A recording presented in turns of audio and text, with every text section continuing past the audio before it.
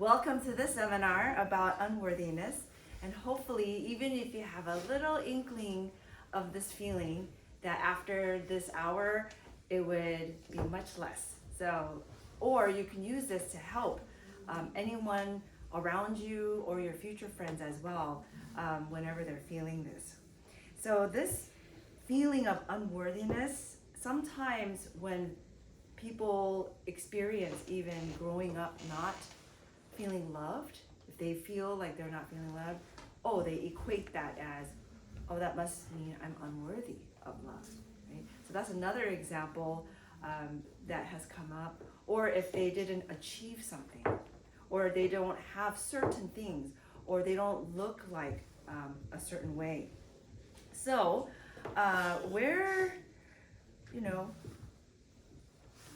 before anyone felt that in all the earth, you guys recognize this picture, it's in Genesis 1, is before anyone felt this way, right? This is the time of when God created Adam and Eve perfectly, and they loved each other perfectly. They experienced fully being accepted, fully loved, just fully worthy, to the point where they were naked, right? Like their bodies were perfect, the weather was perfect, everything was perfect. And their love for each other was perfect too, right?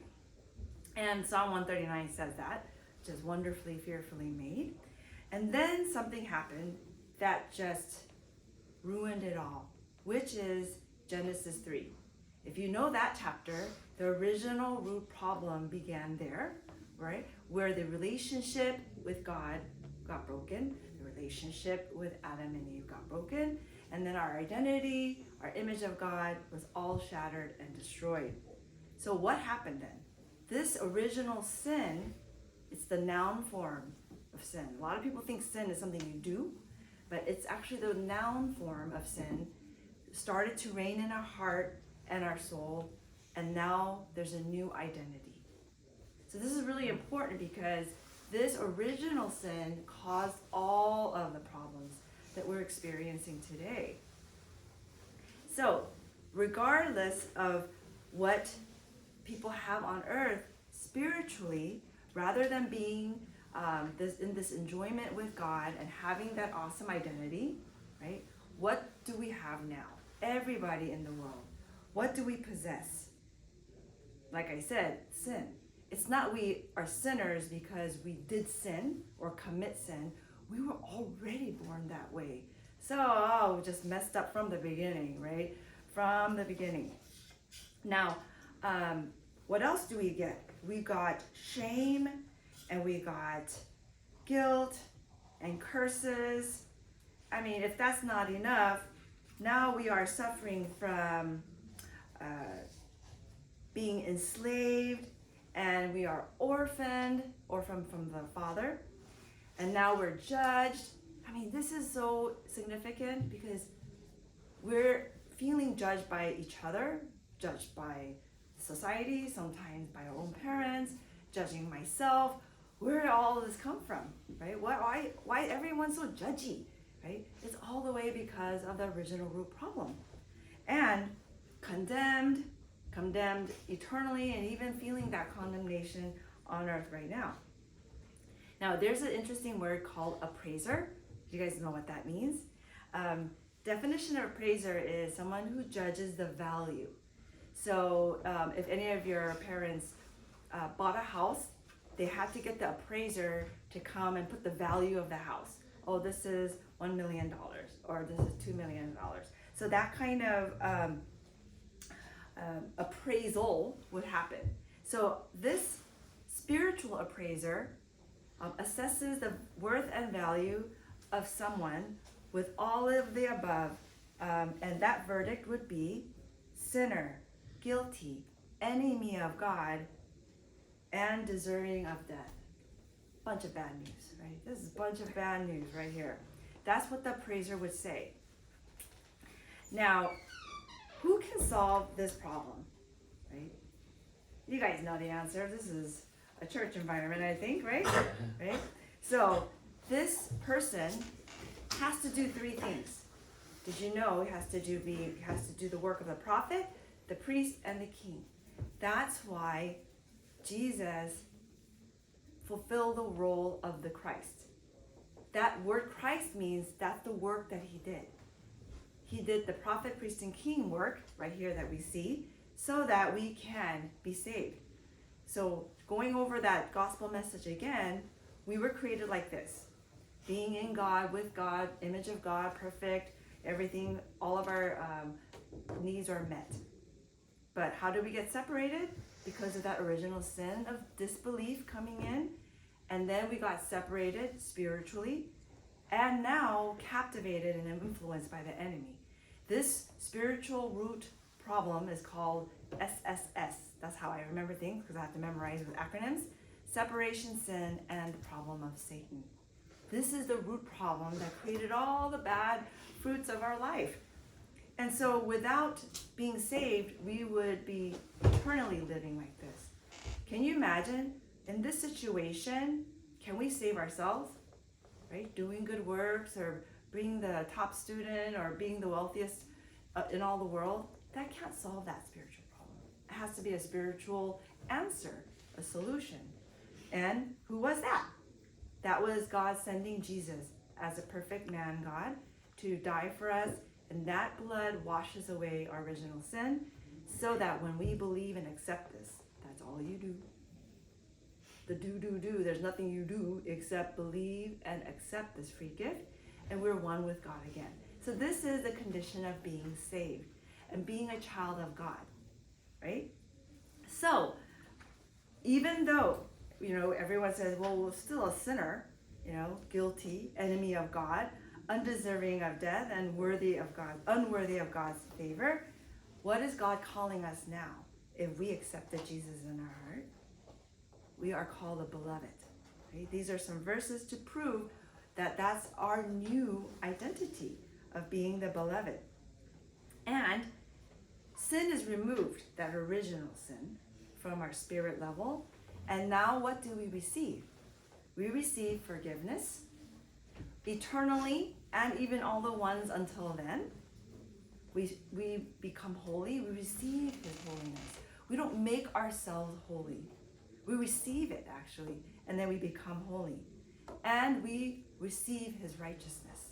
A lot of people try to encourage you to be righteous, act righteous, do righteousness.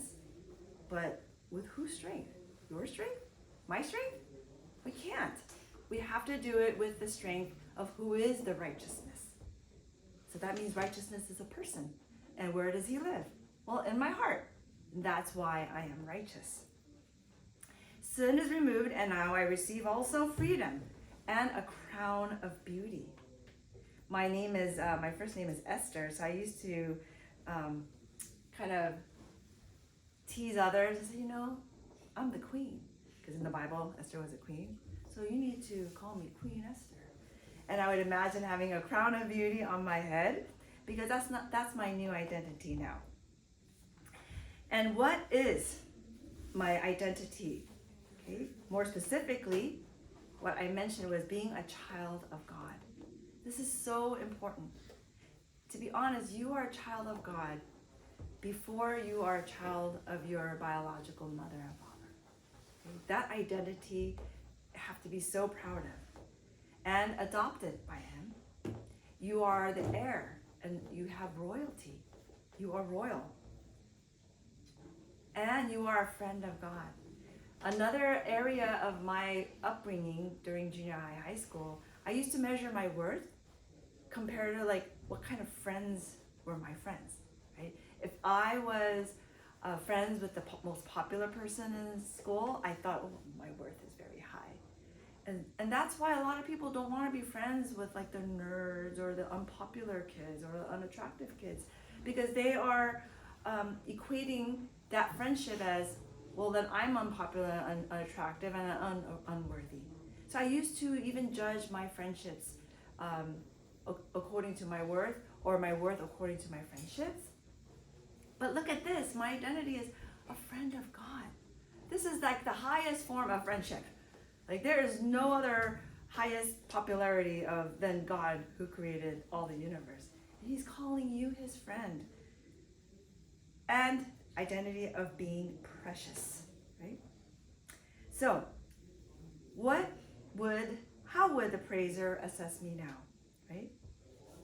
The praiser would assess me not as a guilty sinner, but holy and righteous.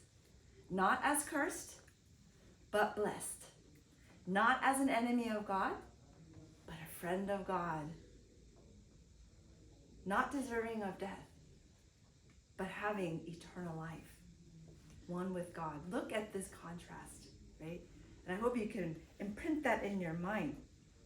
All right, so God's measure of my value and my worth. Okay, what would that be now?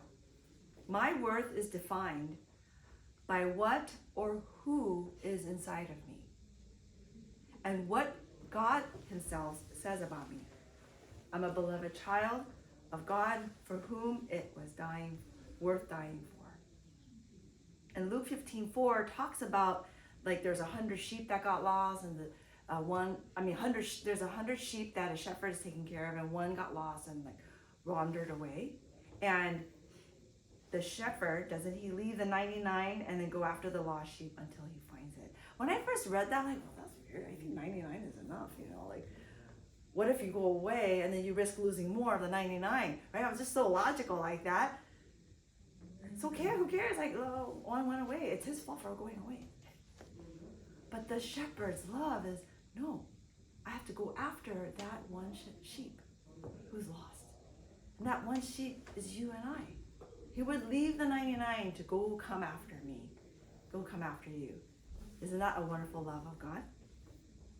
Okay, so I have this fun example, okay, of the value of what's inside, not comparing our worth of what we have outside or what we achieved. Look at this treasure. What is it? A nice diamond in a beautiful gift box. Right? What are diamonds worth? Oh, $1 billion, let's say. Let's say it's a $1 billion gem right here. But let's say someone wrapped it in this cardboard box. It's the same gem. What is the worth of that diamond? $1 billion. Right? So the box, is different. Maybe this gift box is worth $5, and this cardboard from Home Depot, 50 cents. But what's inside is the same, the $1 billion gem, right? So whether it's in a gift box, which is much more presentable, I'm sure, or in a cardboard box, the value and the worth is the same, is it not? So the value of me when I felt worthless in junior high school, is that value lower than my value today, even though I don't feel it as much? Because of who is inside. Because of Jesus. That value will never change.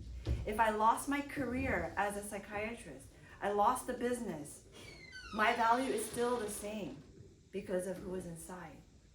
So the problem of this unworthiness, the problem of this unworthiness is from here. It's in here, right? And that's kind of what we're combating, and we're helping many people, young and old, that this problem that we have in our mind and how we need to renew our mind is why we feel certain ways. So as we finish, just want to thank you, and then we're going to have some questions and answers, see if you want that, or just some sharing time. And I have come from Oak Hill Foundation, and this is a organization that helps bring awareness regarding mental health and the gospel together, and how we can experience true full healing when we integrate all of that. So thank you so much. Thank you.